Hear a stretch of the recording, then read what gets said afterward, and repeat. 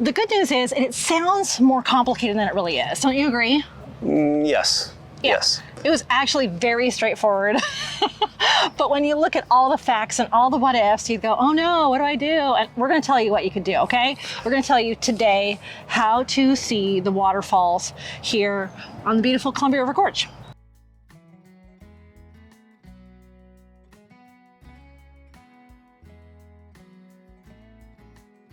Hey everyone, we are in beautiful Washington State right now, but we spent the day over in Oregon in the Waterfall Corridor and Multnomah Falls, which you could just about see one of the waterfalls right between us over there across the Columbia River in Oregon. It was a gorgeous day. My daughter and grandson joined us, and we just had a fine time tootling down the corridor. But there's some things you need to know if this is something you want to do. I lived here for a long, long time and this didn't exist. But like many places, this is a highly, highly trafficked, beautiful area. So they've had to do some timed entry ticket system. And we found out about 2 days beforehand, thank goodness. So I thought you might need to know because it's really, really new that you need a timed entry ticket to see the waterfalls right here outside of Portland, Oregon. Yep. Yes. Okay. Now they have no service right here, which you won't have service there potentially. The first thing I want to tell you is that it's not all year round. I have been at the waterfalls when it's frozen in the winter. That's really pretty. But this is only from May 24th through September 5th. So, you know, the summer high season, basically Memorial Day through Labor Day. And this might only be the first year, maybe the second year, but I would just pretty much count on them doing this every year from now on. Yeah. You need one, just like if you saw our video on Rocky Mountain National Park, it's the same idea. It's the timed entry ticket. It's like a $2 fee is all, but you do have to go to recreation.gov to get a ticket. And there's two kinds of timed entry tickets here, which that was the most confusing part for me. Yeah, it's difficult to know exactly which one you needed where. Yeah. So first of all, keep in mind, again, it's Memorial Day through Labor Day. And it's the same as the rest of them, recreation.gov, and I'll put all these links in the description as well. And it's a $2 fee per car. So like there was 4 of us that went up today and it was just per car, which wasn't bad. But because there was 2, we got one of each, and you don't actually need to do that. So let me explain. Once you get off Highway 84 in Oregon along the Columbia River Gorge, there is the Waterfall Corridor that goes kind of parallel. So there's one ticket to go through the corridor, and there's a separate ticket if you want to go straight to Multnomah Falls, which has the big lodge. If you remember a few years ago, there was a giant forest fire and they somehow saved the lodge. You can see behind us some of the devastation from that. It's a miracle. It's a miracle. That lodge is extremely old. So what we did is we got both because we weren't sure how it was going to work. So when we first got there, we got there from the west side, from the Portland side, and there was just a ranger standing on the side of the road, and he just looked at my phone. You need to screen cap your ticket because you may not have cell service there. So just screen cap or print your timed entry ticket. And so I just showed it to the park ranger, and he's like, okay, you're good. Eventually, I'm sure they'll have a little actual kiosk there. Yeah. Agreed? Yes. Yeah. Oh, yeah. Yeah. And I don't remember the exact highway exit number. Let's see. We probably took exit number 22 off Highway 84. It was 22. Exit 22 off Highway 84. That'll get you to the start of the loop. There'll be someone there. They'll look at your ticket and you can go through the Waterfall Corridor, which is amazing. Now, there are a couple waterfalls just before that, though. So if you don't get a chance to get the tickets, there are some waterfalls just to the west of this corridor that you can still see. We just didn't have time. We didn't have time to do them all. What we didn't think about was that Multnomah Falls is in the middle of the corridor. We thought they would charge us separately for Multnomah Falls as well, which they didn't. So once you're in the Waterfall Corridor, you're in the corridor. The problem is that from the corridor to park at Multnomah Falls is very, very restricted. There's not that many spaces. Yeah, even this early in the season on a weekday. Yeah, it's parking a was weekday. extremely scarce. In May, right? Yeah. So very few parking places. So keep that in mind. Your timed entry ticket does not guarantee a parking space. And they tell you that a million places, but you may not have a place to park. You may just have to slowly drive through and observe from your car if you're at a really popular time. Once you're in the corridor, you're in though, so you can kind of loop back. So that is the downside of going to Multnomah Falls just with your corridor pass. But we were able to see Horsetail Falls, Multnomah Falls. I can't remember the other falls because there's a bunch. Well, Bridal Falls is right at the beginning. Bridal Veil Falls, yes. Lateral Falls. We could not see the Oneonta Gorge is fenced off right now, and I think it's because of fire damage. The fire damage and the restoration happening. So you can stop there and walk through the tunnel in the mountain, which is really cool. But you can't get behind like the big fence. But it's still a good stop. We went from west to east, so once you leave Multnomah Falls, you'll have that one, and then the last one before you leave is Horsetail Falls, which is right there at the road.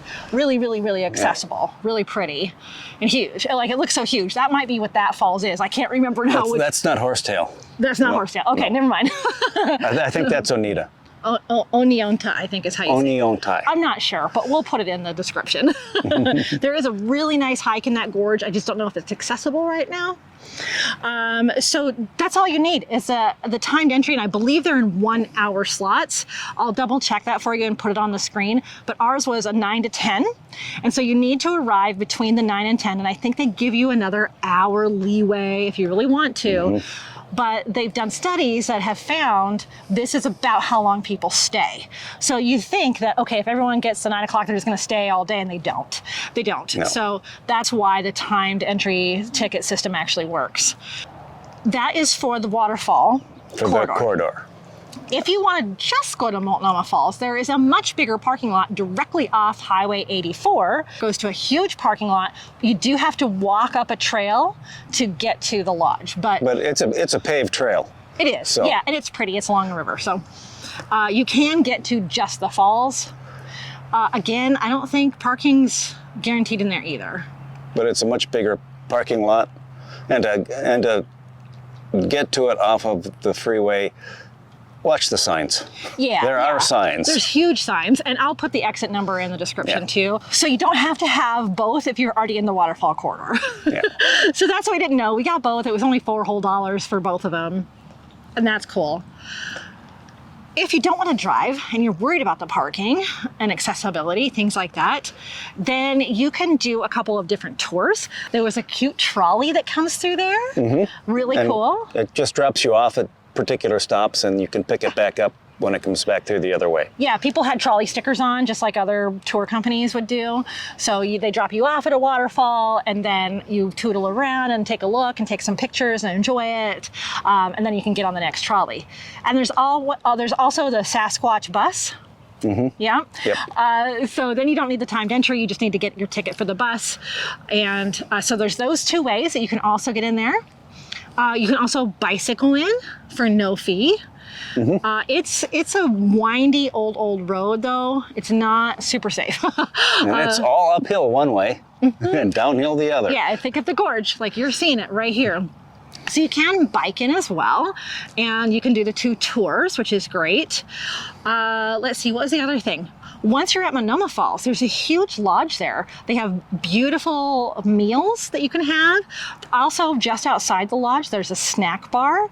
So we got some candied cashews, fudge. They have some cocoa and limited coffee, a little kiosk. Right? A big gift shop, which is where I got this, a fun shirt, and a couple of things. The gift shop's always super fun. Running bathrooms, water in the bathrooms, that kind of thing. Yes? Sorry, bird. Oh, you saw a bird.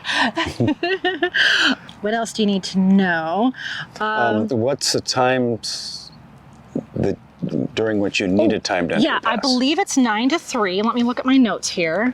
Oh, 9 to 6. I'm sorry. So you'll need these every day, even weekdays, between May 24th and September 5th, between 9 a.m. and 6 p.m.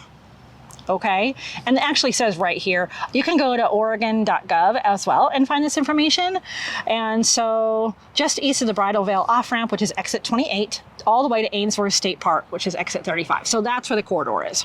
This one's kind of nice because some of the timed entry ticket parks, you can only get tickets online, but for the Waterfall Corridor, you can actually go down to the Gateway to the Gorge Visitor Center in Troutdale, Oregon, and the Cascade Locks Historical Museum on the other end. So there's an east and a west entrance that you can actually get timed entry tickets. They're keeping some that people could buy in person.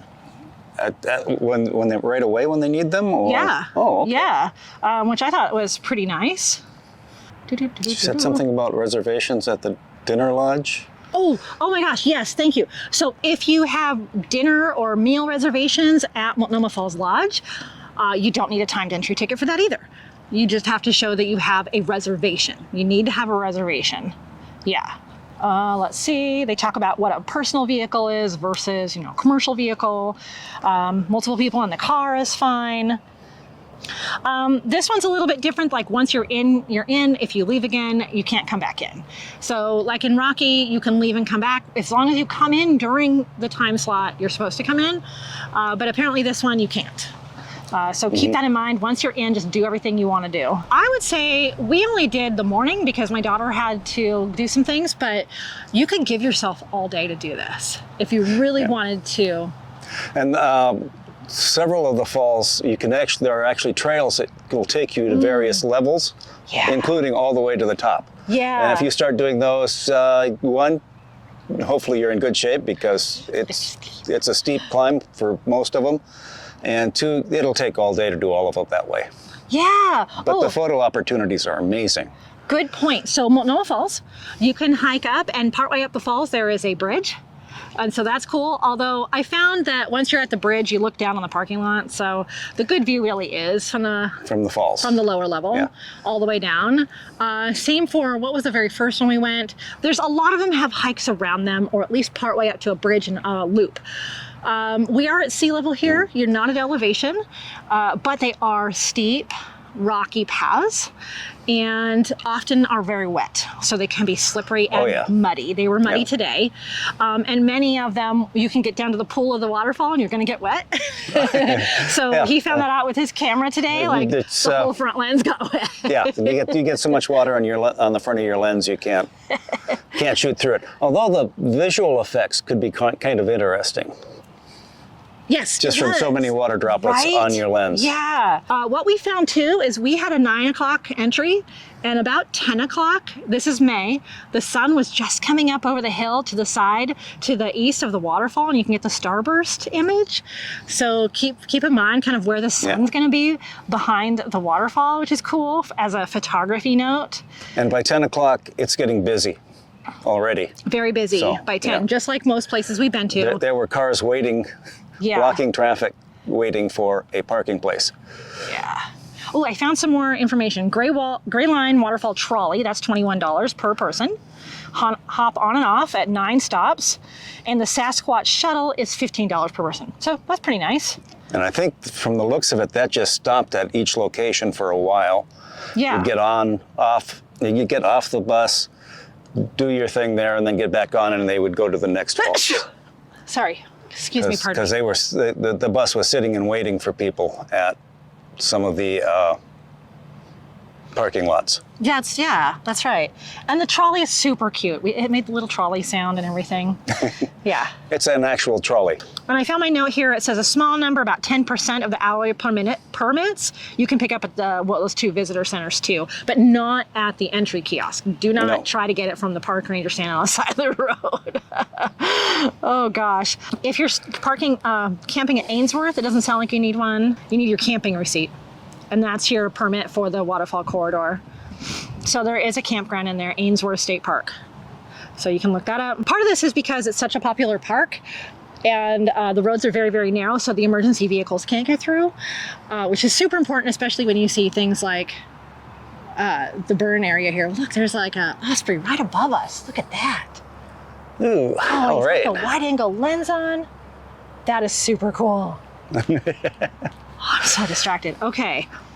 There's also another website called Ready Set Gorge. for Columbia River Gorge. That has a bunch of information as well. You can visit, are you still in frame, honey? Yes, okay. I am. You can also visit waterfallcorridorpermit.org. They're trying to make this as easy as possible for you, but I can tell you, it was actually really easy. Yeah. It was really easy. Just get one for the corridor if you have the whole day to spend. Go as early as possible. Go before the 9 o'clock timed entry tickets. And you don't need a timed entry. Go at 8 o'clock. As far as tripods, we like to take our waterfall pictures with tripods. I did not see anyone there using a tripod, but you can. There's room. Yes. But there's also a lot of people. So if you can set up your tripod really fast and get the picture from the spot, I don't think they dissuade you from doing that. No. But there are lots of people, lots of kids, there's dogs at most of the places, especially Multnomah. Yeah, and especially at Multnomah, there was an etiquette. You'd go up and get close to the fence line, take your photograph, and then you'd move away so somebody else could get in. And there were people waiting in line to get those ideal spots. All right, if I was you, I would get a corridor ticket, or go before 9, or get like the 9 o'clock and get in there and just spend half a day. Spend like 6 hours or more. Do some of the little hikes. There's this time of year, there's all kinds of wildflowers to see around there. Get a little snack. Bring water. And if you get bored, some of the interesting little plants growing on the side of the cliffs are some really nice macro shots, because the cliffs are overrun with moss and lichens of various sorts. And then you get this little pop of green or violet or color of some sort. It's nice. I could have spent half the day just playing on one cliffside. And it's really damp there all the time with the spray.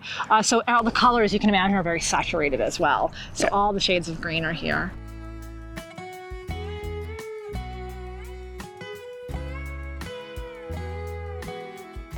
Get the $2 timed entry ticket for the corridor, or get there early enough and really just see it all. It's so pretty. But we didn't know that this ticket system existed, so hopefully this helped you on your trip to the Portland area.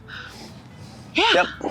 Yeah, so it's been fun to visit Washington State, or normally Colorado. If you want to follow along on our Colorado and beyond adventures, we encourage you to subscribe if that's something you'd enjoy. We typically talk about photography tips and tricks, and so yeah, follow along with us. What do we usually say too? Hit that thumbs up button if you find this useful or you like it, and you like it, hopefully. Yeah. Oh, all right. Well, we're going to enjoy the rest of our stay here in the Northwest. Yes. All right. Okay. Have a good one. See you later. Bye.